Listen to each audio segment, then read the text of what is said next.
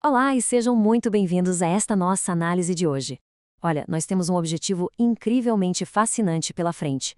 Vamos decodificar as complexas teorias psicológicas de Carl Gustav Jung para entender de fato como os mitos funcionam. Porque acredite, eles não são só meras historinhas ou contos de fadas infantis que a humanidade deixou para trás, sabe? Na verdade, eles são verdadeiros mapas realistas e absolutamente necessários para a estruturação da nossa alma. Entender a importância do mito é simplesmente crucial para a gente conseguir navegar pelas complexidades da nossa própria mente e, no fim das contas, encontrar um verdadeiro sentido para a nossa existência. Certo, vamos mergulhar nisso. Qual é o mito que vivemos? Essa foi uma pergunta monumental, super inquietante, que atingiu o próprio Jung de forma arrebatadora logo depois que ele escreveu seu livro fundamental, Símbolos da Transformação. Ele contou que foi acometido por dúvidas cruciais sobre o que realmente significa viver com ou sem um mito. E olhando para si mesmo, ele percebeu algo assustador. Um indivíduo sem um mito está perigosamente desconectado da sua base estrutural mais primária. Foi essa epifania que fez com que ele parasse de ver o mito como só uma curiosidade antropológica, sabe? Ele passou a entender o mito como um elemento indispensável e urgente para o equilíbrio da nossa mente. O que nos leva direto à parte 1, a vida sem mito. Bom, para a gente poder compreender a cura, precisamos primeiro examinar bem de perto a doença da nossa época. Pensa bem, o que acontece quando perdemos essa conexão ancestral e decidimos que somos criaturas puramente lógicas? A nossa consciência moderna, que é tão orgulhosa da sua racionalidade extrema, das suas explicações superlógicas, frequentemente nos leva a uma existência profundamente isolada e fragmentada. É como se, ao abandonar o mito, o ser humano contemporâneo se tornasse uma exceção desenraizada no fluxo da história. A vida vira uma jornada meio estéril, onde a gente fica preso numa ilusão subjetiva criada pelo nosso próprio intelecto e totalmente cortado das raízes da experiência humana coletiva. É, sem dúvida, uma vida solitária, desprovida daquela nutrição psíquica profunda que a gente tanto precisa. Vamos em frente e ver como isso se constrói na parte 2, o rizoma da alma humana. Jung não apenas diagnosticou esse grande problema do nosso tempo, ele também desenvolveu uma solução teórica formidável. E ele usou uma metáfora botânica simplesmente brilhante para descrever a estrutura da psique, mostrando que a nossa mente vai muito, mas muito além do intelecto imediato. Olha só essa comparação. A nossa mente consciente, os nossos pensamentos diários, esse ego com o qual a gente se identifica tanto, é apenas uma florada temporária. É uma manifestação sazonal e, para ser sincero, muito frágil. A verdadeira alma humana, então, opera como um rizoma massivo e antigo. É um sistema de raízes subterrâneo gigantesco que vem se desenvolvendo há milhões de anos. Então, aquela flor isolada lá na superfície se engana tragicamente quando acha que não precisa dessas raízes que conectam toda a humanidade. E ao observar esta representação cósmica copta aqui, fica muito claro que a humanidade antiga possuía uma sabedoria instintiva que, infelizmente, nós acabamos perdendo. Eles não viviam num isolamento frio e puramente racional, sabe? Nossos ancestrais projetavam as suas raízes psicológicas mais profundas e incríveis sistemas mitológicos.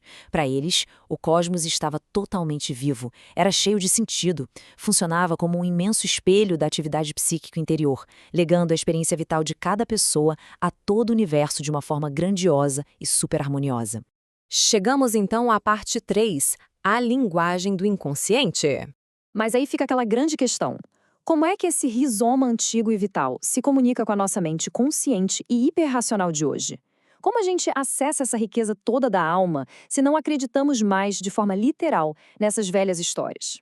Bom, Jung chamou esse reservatório profundo de inconsciente coletivo.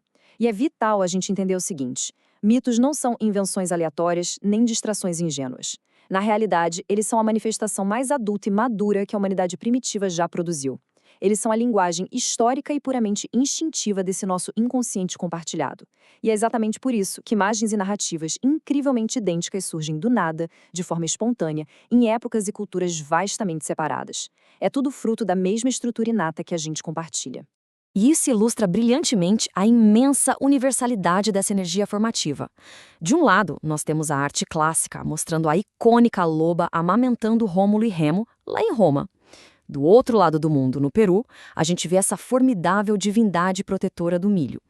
Historicamente, a humanidade sempre projetou essa energia sustentadora e materna da nossa própria psique interior nessas diferentes representações físicas, seja na arte ou na religião. No fim das contas, é a mesmíssima raiz ancestral do rizoma florescendo com cores variadas e vibrantes ao redor do planeta inteiro. Incrível, não é? O que nos leva à parte 4, o mito como guia pessoal.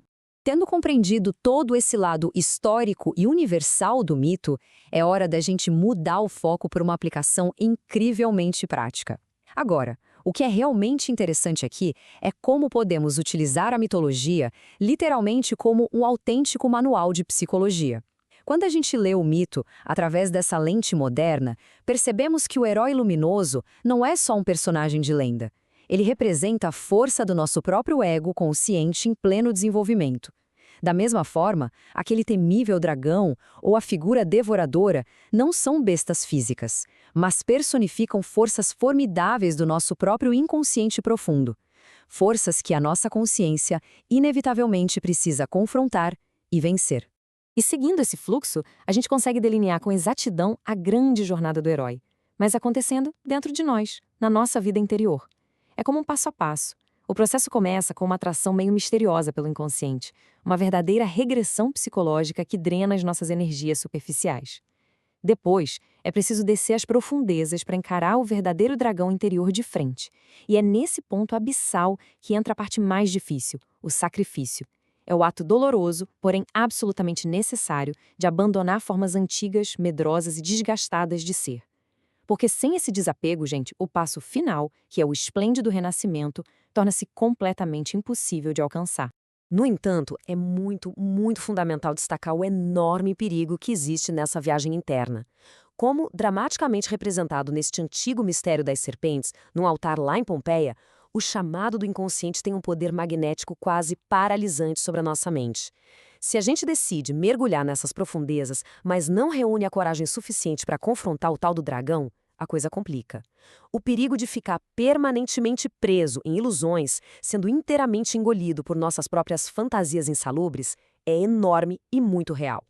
Então, o ponto crucial é que essa exigência constante de sacrifício que a gente vê o tempo todo na mitologia, seja o herói entregando sua própria força, seja abrindo mão do tesouro, representa, na verdade, a nossa necessidade absoluta de sacrificar uma mentalidade infantil e um estado emocional fragmentado.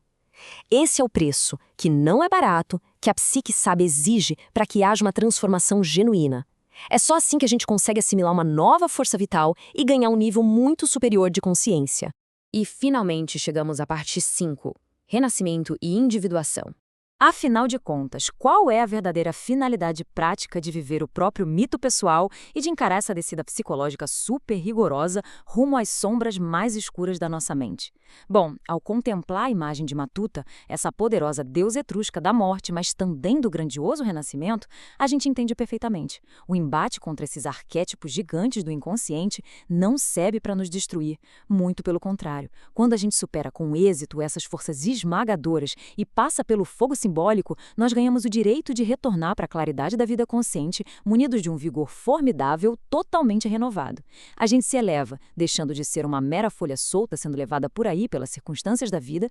A esse renascimento supremo, Jung deu um nome lindíssimo e técnico: individuação. E é exatamente nesse patamar glorioso de totalidade e plenitude interior que aquela vida estéril, isolada e desoladora que diagnosticamos lá no primeiro estágio encontra sua cura e resolução definitivas. No auge da individuação, em vez da gente manter uma guerra estressante e eterna entre a razão e a emoção, o que acontece é que o nosso lado consciente e o imenso inconsciente finalmente convergem.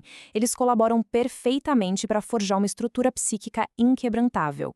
Resumindo, viver firmemente ancorado no entendimento do nosso próprio mito é aquilo que efetivamente e genuinamente nos fundamenta na realidade do mundo. Essa postura transforma brilhantemente a nossa existência moderna, que muitas vezes parece tão oca, tão desconectada, numa autêntica vivência cheia de significado. Ao engajar com muito respeito com essa inegável sabedoria dos símbolos antigos, nós nos reconectamos à essência e conseguimos trazer toda aquela pulsante energia vital que antes estava presa lá no escuro do inconsciente diretamente para a luz da nossa vida prática diária.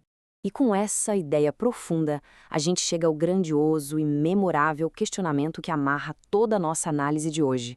Tornando-se ciente de que um vasto oceano de força psíquica mitológica pulsa ininterruptamente aí, nas profundezas da mente de todos nós, a grande e incontornável escolha repousa nas nossas próprias mãos. Aquela solitária flor sazonal do início, que vive só do orgulho de sua racionalidade intelectual, mais cedo ou mais tarde fenece sem glória, apagada pelo tempo. Assumir a responsabilidade sobre o próprio mito íntimo clama por uma coragem formidável, atitudes verdadeiramente heróicas da nossa parte. Portanto, a questão provocativa permanece coando para a gente refletir. Optaremos por continuar na segurança frágil e ilusória das águas rasas? Ou nos armaremos de audácia para nos fundirmos de vez a esse invencível rizoma que dá luz e sangue a toda a imensa alma humana? Fica a reflexão.